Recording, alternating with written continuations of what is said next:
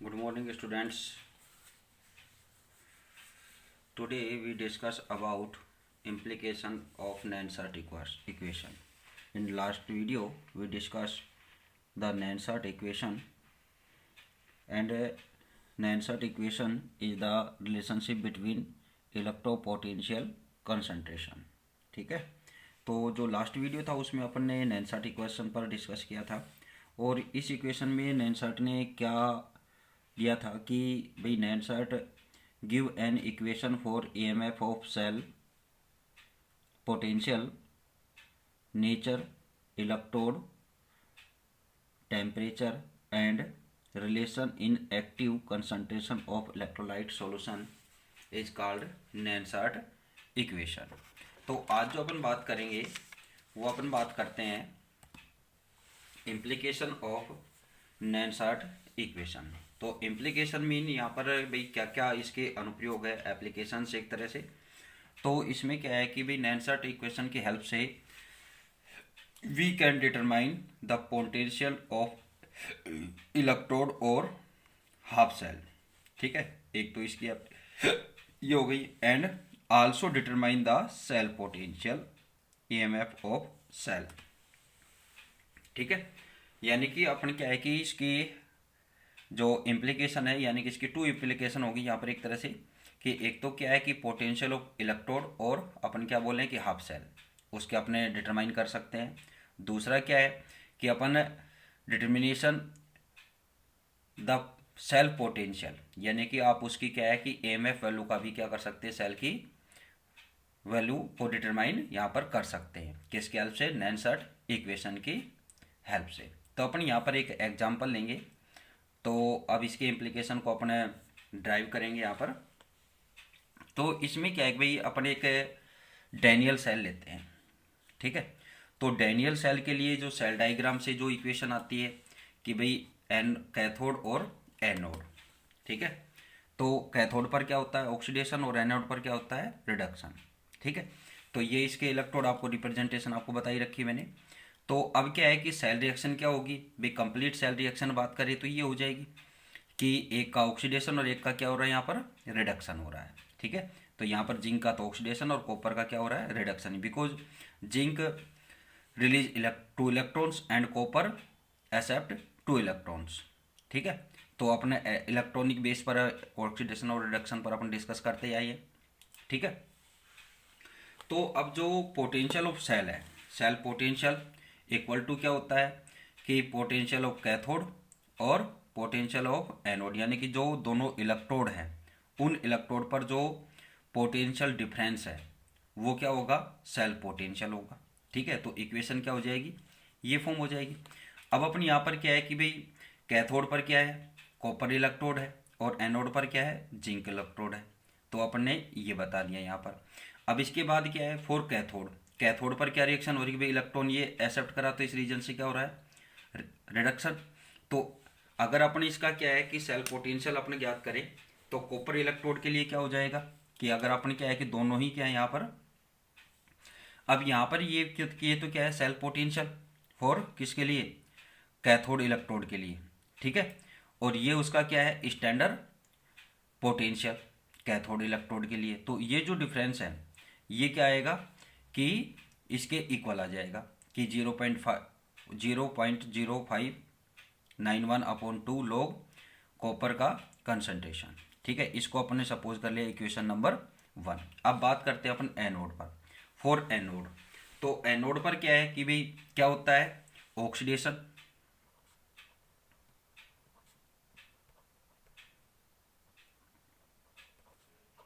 Oxidation होगा यहाँ पर. तो ऑक्सीडेशन होता है तो रिएक्शन ऑक्सीडेशन के लिए कि टू इलेक्ट्रॉन ये क्या करेगा? एक्सेप्ट करेगा. ठीक है, तो उस कंडीशन में यहाँ पर क्या हो जाएगा ये, तो इसके लिए अब क्या हो जाएगी इक्वेशन? ये इक्वेशन यहाँ पर फॉर्म होती है. ठीक है, तो अब क्या करते हैं अपन आगे भाई, ये इक्वेशन आ गई. अब इस इक्वेशन को क्या करते हैं कि एन सब्ट्रैक्ट इक्वेशन 2 फ्रॉम 1, यानी कि इक्वेशन 2 को 1 में से अपन क्या करेंगे? घटाएंगे, यानी कि उसको सब्ट्रैक्ट करते हैं. तो सब्ट्रैक्ट करने पर अपने पास क्या वैल्यू आती है? सेल पोटेंशियल, और ये स्टैंडर्ड इलेक्ट्रोड फॉर कॉपर और ये स्टैंडर्ड इलेक्ट्रोड फॉर जिंक। तो ये डिफरेंस हो गया, ये इक्वेशन अपन निकाल रखी। तो ये अपनी इक्वेशन नंबर क्या है, फर्स्ट इक्वेशन, वो जो स्टार्टिंग इक्वेशन थी वो यही थी। अब इसमें अपन वैल्यू पुट करते हैं। तो वैल्यू पुट करने पर ये क्या आ जाएगी इसकी, कि भाई स्टैंडर्ड इलेक्ट्रोड बोथ, ये वो sorry standard potential both for both electrode, ये कॉपर के लिए और ये जिंक के लिए। ठीक है, फिर क्या है कि भाई अपनी वैल्यू निकाली रखी है, बताई रखी है। तो ये वैल्यू लॉग, ये क्या है इनकी कॉपर और जिंक की क्या है कंसंट्रेशन है। ठीक है, अब इससे आगे क्या करेंगे कि जो सेल पोटेंशियल है, अब इसको सोल्व करेंगे। तो सोल्व करने पर आपके पास क्या है कि यहाँ पर क्या है कि भाई zinc equal to sorry copper equal to zinc equal to 1, अपने ये सपोज 1 कर लिया। तो इक्वेशन में अपने पास ये क्या बचेगा, Cu+2 अपॉन Zn+2, यानी कि कंसंट्रेशन ऑफ Cu+2 और कंसंट्रेशन ऑफ Zn+2। तो ये इक्वेशन अपने पास ये आ जाएगी, यानी कि cell potential equal to standard cell potential plus 0.0591 upon 2 log concentration of copper ion और zinc concentration of zinc ion. ठीक है, अब इसको अपन सोल्व करेंगे आगे। तो अब क्या है कि वैल्यू क्या आ जाएगी अपने पास, ये आ जाएगी इसकी, ये हो गई अपनी क्या है इसके इम्प्लीकेशन, यानी कि डैनियल सेल के लिए ये बात आ जाएगी। अब बात करते हैं अपन फॉर नॉर्मल सेल रिएक्शन नैनसर्ट इक्वेशन। अगर अपन कोई नॉर्मल सेल लेते हैं, जैसे अपने यहाँ पर ए बी बी, ये आपको बताया था कंसंट्रेशन ऑफ डिफरेंट इलेक्ट्रोलाइट्स। ठीक है, तो उससे क्या आ जाएगा कि अब हम इसका लॉग लेंगे तो क्या हो जाएगा, cell potential equal to standard cell potential minus RT upon NF। ये क्या है, N फैराडे, R क्या है यहाँ पर कांस्टेंट और T क्या है यहाँ पर टेम्परेचर। ठीक है, तो ये इसकी कंसंट्रेशन हो जाएगी। ये क्या हो जाएगी किसके लिए, ये आप क्या है कि जो आपका शॉर्ट टाइप आंसर है उसमें आप से ये इक्वेशन पूछ सकते हैं, तो आप इसको ध्यान रखना। ठीक है, if number of electron n does not equal for both electrode like, अगर क्या है कि कंडीशन ये हो कि दोनों साइड जो इलेक्ट्रॉन्स है वो सेम नहीं हो। तो लाइक यहाँ पर क्या है कि अगर अपने निकेल और अर्जेंटम, यानी कि अपने सिल्वर का क्या लेते हैं इलेक्ट्रोड्स लेते हैं, तो उस कंडीशन में क्या है कि इलेक्ट्रॉन क्या है कि इक्वल नहीं होंगे दोनों साइड। ठीक है, तो उस कंडीशन में क्या हो जाएगी, ये इक्वेशन ये हो जाती है। ठीक है, तो ये इसके लिए आ गया। अब बात आती है नैनसर्ट equation and equilibrium constant at equilibrium, यानी कि जो potential of cell equal to क्या होता है 0, यानी कि जब इक्विलिब्रियम होता है, साम्य स्थापित हो जाता है, तो उस समय क्या हो जाता है सेल पोटेंशियल 0 हो जाता है। ठीक है, तो उस कंडीशन में क्या हो जाएगा कि 0, यानी कि सेल पोटेंशियल क्या हो गया, ई सेल इक्वल टू 0, यानी कि पोटेंशियल स्टैंडर्ड पोटेंशियल, ये आपकी इक्वेशन ये आ जाएगी अब। ठीक है, अब ये जो है इस वैल्यू को अपन क्या मान लेते हैं Kc। ठीक है, अपने कांस्टेंट वैल्यू मान लेते हैं इसको। तो ये वैल्यू इसमें पुट कर दिया अपन ने, तो इक्वेशन अपनी ये आ जाएगी। अब क्या करते हैं कि जो स्टैंडर्ड सेल पोटेंशियल है वो क्या आता है कि डैनियल सेल के लिए क्या होता है 1.1 वोल्ट होता है, 1.1 वोल्ट होता है। तो अब यहाँ पर क्या है कि वैल्यू इसके लिए अपनी ये वैल्यू पुट करें इस इक्वेशन में, तो क्या हो जाएगा 1.1 volt equal to log Kc। ठीक है, अब यहाँ पर लॉग Kc इक्वल टू क्या हो जाएगा भाई, इसको क्रॉस मल्टीप्लिकेशन करेंगे तो यहाँ पर क्या आ जाएगा 37.28। ये क्या है इसका antilog at 298 Kelvin temperature पर। ठीक है, इनका लॉग लेंगे तो इसके बाद जो बात आती है वो आती है कि अब Kc इक्वल टू क्या होता है 2 इंटू 10⁻37 फॉर नॉर्मल सेल। ये वैल्यू क्या आ जाएगी, ये इक्वेशन यहाँ पर आ जाएगी। ठीक है, इसी तरह से Gibbs free energy and equilibrium constant, तो इसमें आपको पता है कि ये कौन सा होगा स्टैंडर्ड पोटेंशियल ऑफ सेल, ये क्या है n इलेक्ट्रॉन का नंबर है और F क्या है फैराडे। तो ये अपनी इक्वेशन गिब्स उसमें निकाली हुई है, तो इससे अपनी ये वैल्यू इसमें रखते हैं। तो यहाँ पर ये Kc आ जाएगा, यानी कि RT अपॉन NF ln क्या है Kc। तो ये वैल्यू अपनी यहाँ पर किसकी है, यहाँ पर E0 की, यानी कि स्टैंडर्ड पोटेंशियल की। तो ये वैल्यू यहाँ पर पुट करेंगे तो उस अकॉर्डिंग यहाँ पर ये वैल्यू क्या आ जाएगी, ये आ जाती है। ठीक है, तो ये दोनों के लिए। अब जो लास्ट टॉपिक है आज का और इस चैप्टर का वो आता है कोरिज्म, यानी कि अपन बोले इसको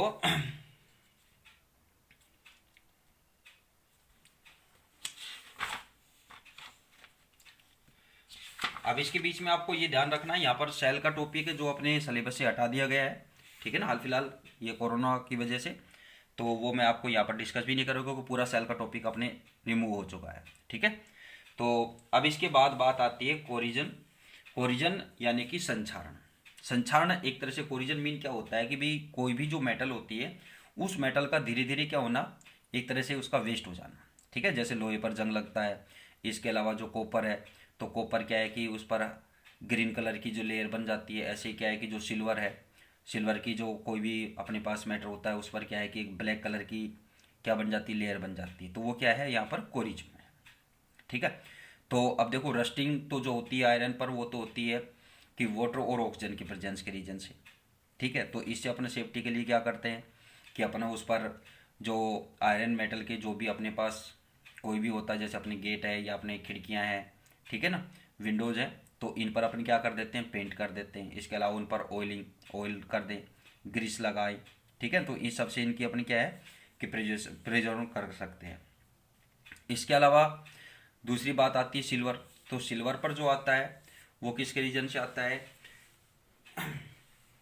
ऑक्सीजन के सिल्वर ऑक्साइड की जो लेयर बन जाती है वो ब्लैक कलर की होती है। इसी तरह से जो green layer of copper metal पर जो आती है तो वो किसके कारण आती है, कॉपर कार्बोनेट के रीजन से, यानी कार्बन डाइऑक्साइड से रिएक्ट करेगा, ठीक है। तो कॉपर कार्बोनेट फॉर्म हो जाता है, ठीक है।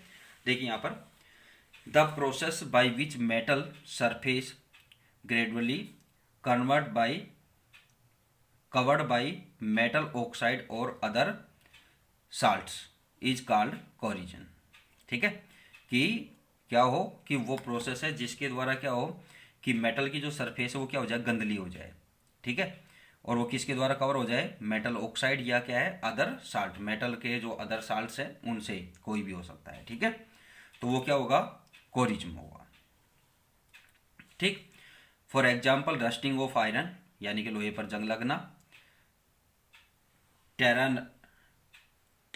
टर्नाइसिंग of silver, formation of green layer on copper and brass etcetera, ठीक है। तो ये इसके एग्जाम्पल है।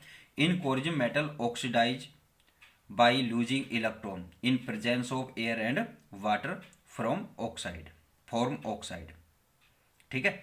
तो ये क्या है कि भाई जो मेटल, जैसे यहाँ पर आयरन मेटल का अपने एग्जाम्पल लेंगे, तो आयरन मेटल क्या होती है कि भाई ऑक्सीजन और वाटर के प्रेजेंस में क्या करती है कि इलेक्ट्रॉन लूज करती है और वो क्या फॉर्म करती है, अपने ऑक्साइड फॉर्म करती है, ठीक है। Corrosion damage houses, bridge, ship, vehicles and objects made up of metal like iron, ठीक है। कि कोई भी जो ऑब्जेक्ट्स हैं जो क्या है मेटल से फॉर्म है, तो यहाँ पर कुछ एग्जांपल्स आपको बताएं कि हाउसेज, ब्रिज, शिप, व्हीकल्स, ठीक है। Rust form easily in iron in the presence of moist air, यानी कि आर्द्र हवा, नमी जो होती है उसकी प्रेजेंस में, क्योंकि उसमें क्या है कि भाई ऑक्सीजन तो है ही है एयर में, साथ में क्या है उसमें नमी होती है। तो क्या है कि जो आयरन होता है उस आयरन पर क्या है कि जो रस्टिंग होती है वो क्या है कि जो अपने डेजर्ट एरिया है उसके कंपेयर क्या होती है कि जो सी एरिया है उनमें क्या है कि ये जल्दी होती है, यानी कि फास्ट होती है, ठीक है ना। क्योंकि वहाँ पर क्या है कि जो एयर होती है वो मॉइस्ट एयर होती है, जबकि जो डेजर्ट एरिया है उन एरियाज में क्या होती है, ये ड्राई एयर होती है, यानी कि वहाँ पर नमी नहीं होती है।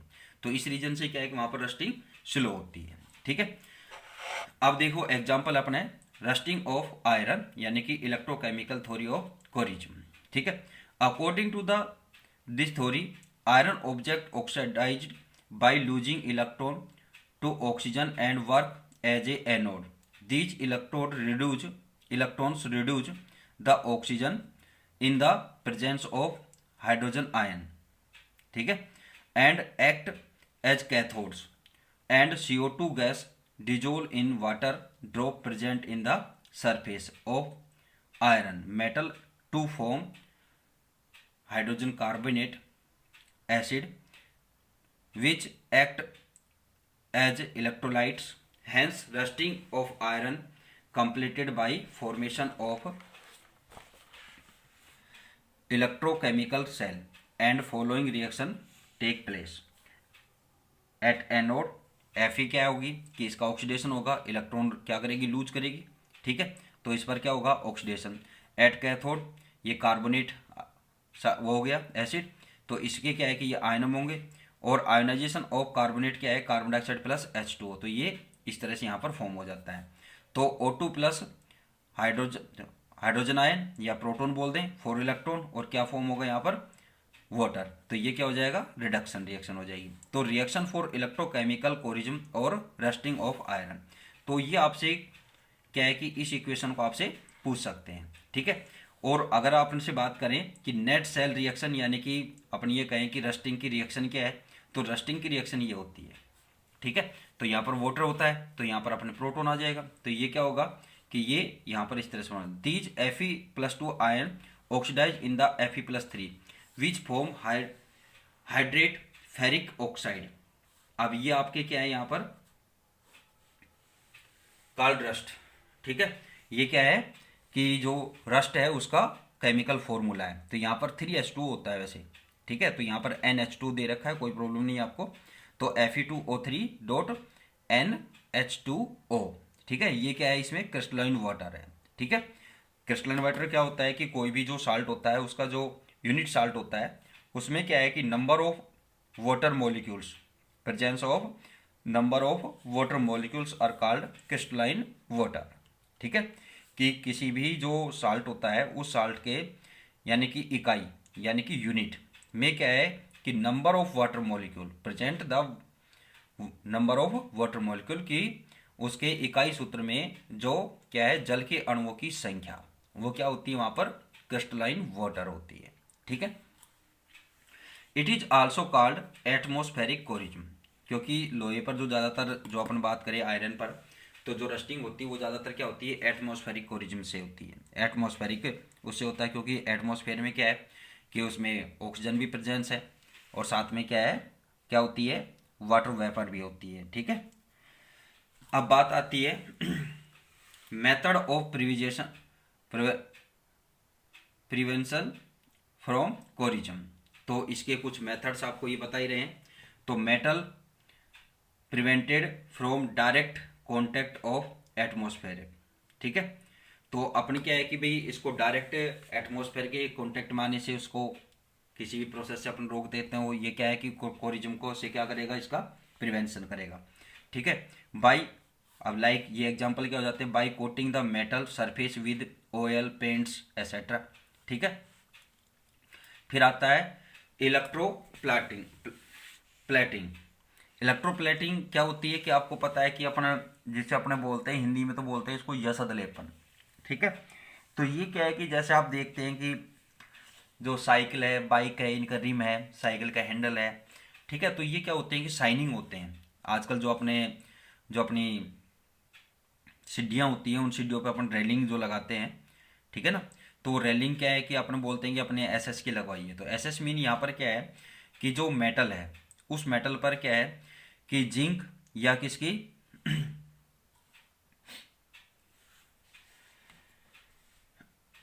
जिंक की क्या है, उस पर जिंक या टिन की क्या लगाते हैं, उस पर लेयर लगाते हैं, यानी कि वो क्या है कि इलेक्ट्रो सिस्टम से लगाते हैं। तो इसलिए देखिए यहाँ पर the method in which a thin layer of zinc and SN यानी कि स्टेनस, ठीक है, cover the surface of iron to protect from rusting, it is called galvanization and electroplatings, ठीक है। तो ये क्या है, इसकी डेफिनेशन भी आपको याद रखनी है, ठीक है। और एक इसका क्या है, प्रोजेक्शन का सिस्टम है, ठीक है। दूसरी फोर्थ पॉइंट क्या आता है, by using more reactive metal electrode with metal it is called cathode protection और इलेक्ट्रिकल प्रोटेक्शन, ठीक है। कि आप क्या कर सकते हैं कि by using more reactive metal यानी कि अधिक सक्रिय धातुओं का आप यूज करके भी इसे रस्टिंग कर सकते हैं। और ये जो एक डायग्राम आपको शो हो रहा है, ये रस्टिंग का एक डायग्राम है जो आप ऊपर बनाना था, मैंने ऊपर नहीं बनाया था, मैंने यहाँ स्पेस की जैसे यहाँ बनाया है, ठीक है। कि भाई ये क्या है कि वाटर ड्रॉप है, ठीक है। और यहाँ पर क्या है कि भाई ये रस्टिंग का फॉर्मूला आपके पास हो गया, ये क्या है, हाइड्रेट फेरिक ऑक्साइड है। अब इसमें क्या है, एनोड और कैथोड का दोनों की प्रोसेस होती है। तो एनोड की रिएक्शन आपको ऊपर भी बताई हुई, यहाँ भी लिखनी है आपको, और ये किसकी है, एनोड की, ये कैथोड की रिएक्शन है। तो फिगर किसकी है, रस्टिंग ऑफ आयरन, ठीक है। और इसके साथ ही आपका चैप्टर क्या होता है, एंड होता है। अब अपने नेक्स्ट वीडियो में अपने नेक्स्ट चैप्टर ऑर्गेनिक केमिस्ट्री का स्टार्ट करेंगे अब। ठीक है, थैंक यू।